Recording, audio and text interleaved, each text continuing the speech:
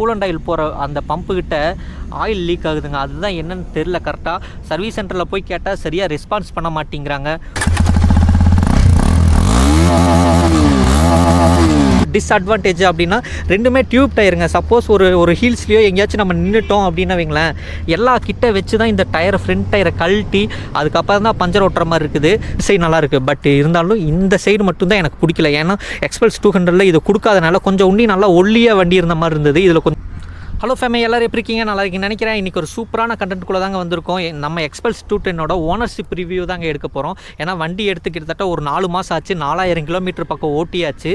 வண்டி எப்படி இருக்குது, வண்டி பவராக இருக்கா, வண்டியை பற்றி ப்ரோஸ் அண்ட் கான்ஸ், அதாவது நல்லது குறைகள் நிறைகள் ரெண்டுமே சொல்ல போகிறேங்க. ஸோ மறக்காமல் நம்ம சேனலை லைக் பண்ணுங்கள், ஷேர் பண்ணுங்கள், சப்ஸ்கிரைப் பண்ணிவிட்டு பாருங்கள். வாங்க வீடியோக்குள்ளே போயிடலாம். ஓகேங்க, ஃபஸ்ட்டு இந்த வண்டியோட லுக்கை பார்த்தரலாம். லுக்கு சிமிலராக எக்ஸ்பல்ஸ் 200 மாதிரியே தாங்க இருக்கும் ஃப்ரண்ட் லுக்கு.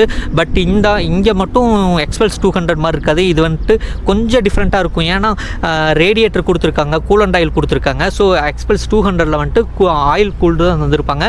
அது இல்லாமல் இந்த டிசைன் வந்திருக்காது சைடில். இது கொஞ்சம் மொட்டையாக இருக்கிற மாதிரி இருக்கும். அண்டு வண்டியோட சேசஸ்ஸு எல்லாமே மாறி தாங்க இருக்குது. வண்டியில் சேசஸ்ஸு, வண்டியோட இன்ஜின்னு எல்லாமே மாறி இருக்குது. வண்டியோட பேப்பர், அதாவது பேப்பர் ஸ்பெக் அப்படிம்பாங்களே, நம்பர்ஸு, அதை பற்றி நான் பேசாமல் ரியாலிட்டியில் வண்டி எப்படி இருக்குது லுக் அப்படிங்கிற பற்றி தான் பேச போகிறேன். லுக்கு செமையாகவே இருக்குங்க.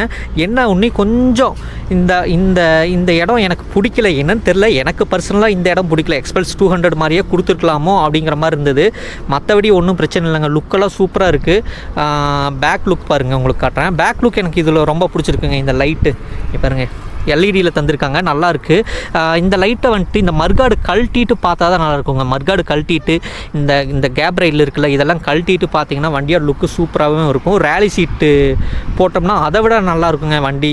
ஸோ வண்டியோட லுக்கை பொறுத்தளவு எனக்கு ரொம்ப பிடிச்சிருக்குன்னா, வண்டியோட பேக் சைடு நல்லாயிருக்கு, ஃப்ரண்ட் சைடு நல்லாயிருக்கு. பட் இருந்தாலும் இந்த சைடு மட்டும்தான் எனக்கு பிடிக்கல. ஏன்னா எக்ஸ்பல்ஸ் 200 இது கொடுக்காதனால கொஞ்சம் உன்னி நல்லா ஒல்லியாக வண்டி இருந்த மாதிரி இருந்தது. இதில் கொஞ்சம் ப்ராடாக இருக்கிற மாதிரி இருக்குங்க. அது என்ன சூப்பர் பைக்கில் எப்படி கொஞ்சம் ப்ராடாக இருக்கும் அந்த மாதிரி இருக்குது. லுக் வைஸ் ஓகே தான் நான் சொல்லுவேன். நெக்ஸ்ட் டயர் செக்ஷன் போயிடலாம். டயர் வந்துட்டு பார்த்தீங்கன்னா ஃபோக்ஸ் வீல் தான் தந்திருக்காங்க. ஃப்ரண்ட் அண்ட் பேக் ரெண்டுமே ஸ்போக்ஸ் வீல் நல்லா தான் இருக்குது, பிரச்சனை இல்லை. அண்டு 2 டயருமே எப்படி ப்ரோ கிரிப்பு தருது அப்படின்னு கேட்டிங்கன்னா, பேக் டயர் நல்லா கிரிப்பு தருதுங்க, உங்களுக்கு ஒல்ட்டெல்லாம் மாட்டேங்குது. ஆனால் ஃப்ரண்ட் டயர் மட்டும் அப்பப்போ கிரிப்பு எனக்கு என்னமோ தெரில, ஏதோ ஃப்ரண்ட்டில் ஒல்ட்டுற மாதிரியே ஆகுது. அதாவது இப்படின்னா ஒரு 130க்கு மேலே போச்சுன்னா நான் அது சொல்கிறேன். வாப்ளிங் இஷ்யூ இருக்கான்னு அதை நான் நெக்ஸ்ட்டு சொல்கிறேன். அண்டு ஆஃப் ரோடு ஓட்டும் போது என்னன்னு தெரியல, லைட்டாக இப்படி ஸ்லைட் ஆகுது ஃப்ரண்ட் டயர் மட்டும். பேக் டயர் வந்துட்டு நல்லா தான் இருக்குது.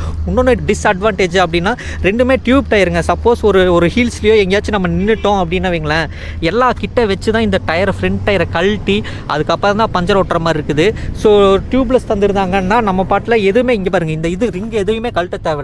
நம்ம பாட்டில் அந்த இன்ஜெக்டர் பண்ணி நம்மளே ஒட்டிட்டு போயிட்டே இருக்கலாம். பட் டியூப்லெஸ் டியூப் டயர் தந்தனால ஃபுல்லாக கழட்டுற மாதிரி இருக்கும். Front and back disc assembly ஃபுல்லாக கழட்டி நம்ம இது பண்ணுற மாதிரி இருக்கும். ஸோ அதுதான் எனக்கு ஒரு ப்ராப்ளமாக இருக்குது. மற்றபடி எதுவுமே இல்லைங்க. கிரிப்பு ஃப்ரண்ட் டயர் மட்டும் எனக்கு அப்படியே கான்ஃபிடன்ஸ் இல்லாத மாதிரி இருக்குது. பேக் டயர் பயங்கரமாக இருக்குங்க. அண்டு ரெண்டுமே வந்துட்டு பார்த்தீங்கன்னா 21 inches வீல் வருது, பேக்கில் வந்துட்டு 18 inches வீல் வருதுங்க. வீல் சைஸ் எல்லாமே கம்ஃபர்ட்டாக தான் இருக்குது. ஏன்னா வந்துட்டு ஆஃப் ரோடு வண்டிக்கு இந்த மாதிரி தான் தருவாங்க. ஸோ வீலை பொறுத்தளவு எனக்கு ஓகேன்னு தான் சொல்லுவேன். ஒரு 100க்கு ஒரு 70% நல்லா இருக்குது அப்படின்னு தான் சொல்லுவேன். பேக் வீல் எனக்கு ரொம்ப பிடிச்சிருக்கு. ஃப்ரண்ட் வீல் மட்டும்தான் கொஞ்சம் ஒரு மாதிரி ஒல்ட்டி விடுதுங்க. கூலண்ட் ஆயில் போகிற அந்த பம்புக்கிட்ட ஆயில் லீக் ஆகுதுங்க. அதுதான் என்னன்னு தெரில. கரெக்டாக சர்வீஸ் சென்டரில் போய் கேட்டால் சரியாக ரெஸ்பான்ஸ் பண்ண மாட்டேங்கிறாங்க. சர்வீஸ் சப்போர்ட்டு இந்த ஹீரோக்கு சுத்தமாக கிடையாதுங்க. நான் ஒரு 10 டைம் போயிட்டேன், ப்ரோ ஆயில் லீக் ஆகுது, ஆள் இல்லைங்கிறாங்க, சாப்பிட போயிட்டேங்கிறாங்க, தீபாவளிங்கிறாங்க, 10 நாள் கழிச்சு வாங்குங்கிறாங்க, ஆர்டர் போட்டாச்சு ப்ரோ வந்துருக்கு அப்படிங்கிறாங்க. ஒவ்வொரு டைம் ஒவ்வொரு காரணம் சொல்லிகிட்டே தான் இருக்காங்களே தவிர வண்டி நிப்பாட்டிட்டு போங்கங்கிறாங்க. எனக்கு அங்கே நிப்பாட்டிட்டு போகிறக்கும் பயமாக இருக்குது. என்ன பண்ணுறதுனே எனக்கு தெரியலங்க. ஆயில் மட்டும் லீக் ஆகிட்டு இருக்குது. மற்றபடி வண்டியில் வந்துட்டு பவர் எப்படி ப்ரோ இருக்குது அப்படின்னு கேட்டிங்கன்னா, பவர் வந்துட்டு பார்த்தீங்கன்னா 24 bhp பவர் இது ப்ரொடியூஸ் பண்ணுது. 20 Nm டார்க் ப்ரொடியூஸ் பண்ணுதுங்க. பவர்லாம் வந்துட்டு ஒரு 6000 RPMத்துக்கு மேலே போயிடுச்சுனாலே பவர் நல்லா இருக்குது. அண்டு லோ எண்டு வந்துட்டு நல்லாவே இல்லைங்க. அதாவது ஒரு 1000 to ஒரு 5500 RPMக்குள்ளே பவர் சுத்தமாகவே இல்லை. ஏன்னா எக்ஸ்பல்ஸ் 200 மிட் ரேஞ்சில் சூப்பராக இருக்கும். அதாவது இனிஷியல் பிக்கப் நல்லாயிருக்கும், மிட் ரேஞ்ச் நல்லாயிருக்கும். டாப் எண்டு 200 போகாது. ஆனால் இதில் வந்துட்டு டாப் எண்டு நல்லா போகுது. மிட் ரேஞ்சு நல்லா போகுது. அந்த இனிஷியல் பைட் ஒரு 5000 to 6000 RPMக்குள்ளே வண்டி போகவே மாட்டேங்குதுங்க. நம்ம கஷ்டப்பட்டு முறுக்குனா மட்டும்தான் போகிற மாதிரி இருக்குது. அப்படியே போக மாட்டேங்குது, ஏன்னு தெரியல. இவங்க வந்துட்டு இதுக்கும் வந்துட்டு பின்னாடி இதுக்கும் வந்துட்டு கரிஸ்மாவோட இன்ஜின் தான் போட்டிருக்காங்க. செயின் டீத்து வந்துட்டு ஜாஸ்தி பண்ணியிருக்காங்க. செயின் டீத்து ஜாஸ்தி பண்ணால் இன்சியல் டார்க்கு ஜாஸ்தி ஆகும். பட் இதில் ஆகலை, என்னன்னு தெரில. அது ஒன்று தான் எனக்கு வந்துட்டு ஒரு மேஜர் இஷ்யூவாக இருக்குது. ஏன்னா நம்ம ஆஃப் ரோடு போகும்போது இனிஷியல் பைட்டு தான் நல்லா நமக்கு ஊந்தி தரும். ஸோ அந்த இதில் தான் நமக்கு வேணும். ஏன்னா எப்படியே ஆஃப் ரோடு போகும்போது 5000 to 6000 ஆர்பிஎம்குள்ளே தான் நம்ம வந்துட்டு முறுக்கிட்டே இருப்போம். அந்த ஆர்பிஎம்மில் தான் வண்டி வந்துட்டு மூவ் ஆகிட்டே இருக்கும். ஸோ அந்த ஆர்பிஎம்லேயே நமக்கு வந்துட்டு வண்டியோட பவர் அண்ட் டார்க் இல்லை அப்படின்னா நம்ம என்ன பண்ணுறது? அந்த 6500க்கு 7000 ஆர்பிஎம்மில் வந்துட்டு நமக்கு பவர் புல்லிங் தந்து என்ன பிரயோஜனம்?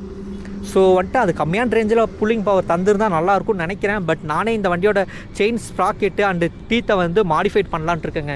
ஆமாம், ஏன்னா இனிஷியல் பைட்டு இன்னும் கொஞ்சம் நல்லாயிருக்கும். டீத்து வந்துட்டு இன்னும் கொஞ்சம் ஜாஸ்தியாக போட்டு 44 டீத் இருக்குதுன்னு நினைக்கிறேன். இன்னும் ஒரு 46 48 டீத்தெல்லாம் போட்டோன்னா வண்டியோட இனிஷியல் பைட்டு சூப்பராக இருக்கும். ஃப்ரண்ட் அண்ட் பேக் 2 டீத்துமே மாற்றிடுவேன். ஸோ அந்த வீடியோ வந்துட்டு கூடிய சீக்கிரத்தில் வந்துடுங்க. ஸோ நெக்ஸ்ட்டு ஹைவேல எப்படி இருக்குது அப்படின்னு கேட்டிங்கன்னா, ஹைவேல வண்டி சூப்பராக இருக்குது, ஸ்மூத்தாக இருக்குது. வண்டி ஹைவேல குறையே சொல்ல முடியாதுங்க, குறையே கண்டுபிடிக்க முடியாது. ஹீட்டிங் இஷ்யூ மட்டும் வரும். ஹைவேலையும் வருதா ப்ரோ அப்படின்னா, ஆமாங்க ஹைவேலையும் அனல் அடிக்குது. பட் அந்த ஹீட்டிங்கை மேனேஜ் பண்ணுறதுக்கு நீங்கள் ஷூ போட்டுக்கணும். காலுக்கு ஷூ போட்டுக்கிட்டிங்கன்னா அந்த ஹீட்டிங் இஷ்யூ வராது. ஆனால் தொடையிட்ட கன்ஃபார்ம் இங்கே அடிக்குங்க, பயங்கரமாக அடிக்கும். அதை மட்டும் நீங்கள் வந்துட்டு மேனேஜ் பண்ணுற மாதிரி தான் இருக்கும். ஹைவேல போகும்போது கொஞ்சம் உங்களுக்கு தெரியும். ஆனால் மற்றபடி ஹீட்டிங்கை தவிர்த்து இந்த இன்ஜின் ஆயில் ஒழுகுறது, அதாவது ஆயில் இந்த கூலண்ட் ஆயில் ஒழுகுறத தவிர்த்து மற்றபடி வண்டி சூப்பராக இருக்கும். வண்டியில் எனக்கு இந்த மாதிரி எந்த ஒரு நாய்ஸு எதுவுமே வந்ததும் இல்லை, கேட்டதும் இல்லை. அவ்வளோ கம்ஃபர்ட்டாக இருக்குங்க. ஒரு 80-90 அசால்ட்டாக க்ரூஸ் பண்ணிட்டு போகலாம். வண்டியோட டாப் ஸ்பீடு எவ்வளோன்னு பார்த்தீங்கன்னா 143 தான் நான் போயிருக்கேன். அதுக்கு மேலே போகுமான்னு தெரில. 143 போகும்போது கொஞ்சம் வாபலிங் இஷ்யூஸ் இருந்தது. ஸோ அதனால் நான் அப்படியே கம்மி பண்ணிட்டேங்க. ஹைவேல வந்துட்டு இந்த வண்டியில் வந்துட்டு ஒரு 90 to 110க்குள்ளெல்லாம் நீங்கள் வாட்டில் நார்மலாக போகலாம். அதுக்கு மேலே போனீங்கன்னா கொஞ்சம் வாபலிங் இஷ்யூ வருது. ஸோ அதை மட்டும் பார்த்துக்கோங்க. Suspension setup front and back செம ஸ்மூத்துங்க, வேறு லெவலில் இருக்குது. அதாவது ஸ்டாக்கு நீங்கள் இது போட்டிருக்கனா தெரியாது. அதாவது ஸ்டாக்கில் வர சீட்டை எடுத்துகிட்டு ரேலி சீட் போட்டுட்டு நீங்கள் வண்டியை ஓட்டி பார்த்தீங்கன்னா வைங்களேன், சஸ்பென்ஷன் பயங்கர ஸ்மூத்தாக இருக்கும். வேறு லெவலில் ஸ்மூத்தாக இருக்குங்க. நானே பார்த்து மிரண்டுட்டேன். ஏன்னா நம்ம வந்துட்டு 390 வச்சுருக்கோம். ஸோ அதை விட இது வந்துட்டு பயங்கர ஸ்மூத்தாக இருக்குது. 390ல் ஃப்ரண்ட்டில் அட்ஜஸ்டபிள் இருக்குது. இதில் அட்ஜஸ்டபிள் இல்லாமலும் பயங்கர ஸ்மூத்தாக இருக்குது. அதுதான் எனக்கு எப்படின்னு தெரில. சஸ்பென்ஷன் ட்ராவல் வந்துட்டு பயங்கர ஜாஸ்தியாக இருக்கிறனாலே என்னென்னு தெரில. பேக் சஸ்பென்ஷன் பேக்கு வந்துட்டு பார்த்தீங்கன்னா சாஃப்டாக தான் இருக்குது.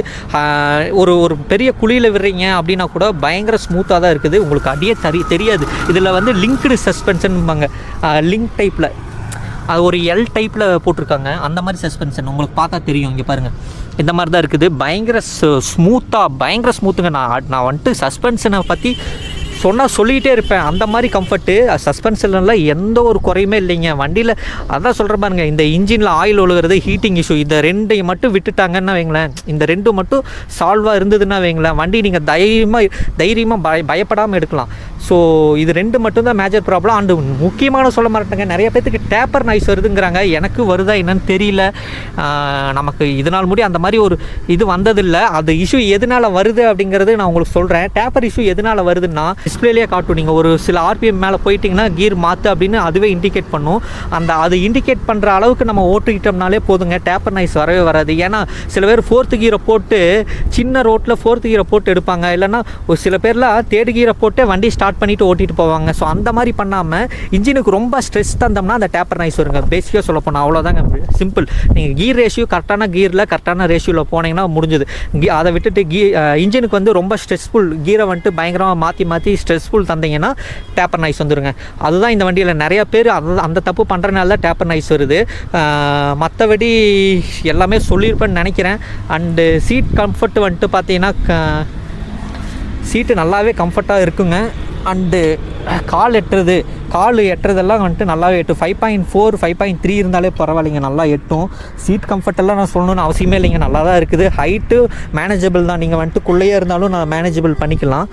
ஸோ அதுலாம் ஒன்றும் குறைபாடுகள் இல்லை. லைட் விசிபிலிட்டி சூப்பராக இருக்குதுங்க, வேறு லெவலில் இருக்குது லைட் விசிபிலிட்டி. அதாவது லோ பீம் நல்லா இல்லை, ஹை பீம் சூப்பராக இருக்குது.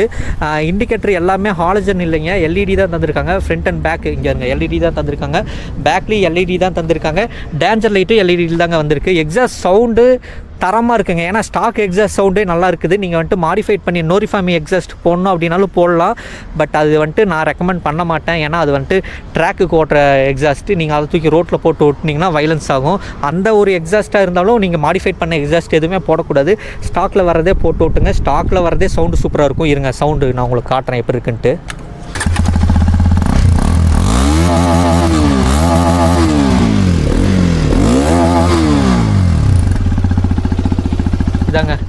இதாங்க எக்ஸாஸ்ட் சவுண்டு கேட்டிருப்பீங்க. நான் ஆல்ரெடி நிறையா வீடியோஸ் போட்டேன் இதோட எக்ஸாஸ்ட் சவுண்டு. சரி, கேட்காதவங்க மறுபடியும் கேட்டுக்கோங்க. ஸோ கடைசியாக வண்டி வந்துட்டு எப்படி இருக்குன்னு பார்த்துருப்பீங்க. எனக்கு தெரிஞ்சது எல்லாத்தையும் சொல்லிட்டேன். இன்ஜினு, சஸ்பென்ஷனு, டயரு, லுக்கு, டிசைனு, சீட் கம்ஃபர்ட்டு, அப்புறம் எக்ஸாஸ்ட் சவுண்டு எல்லாமே சொல்லிட்டேன்.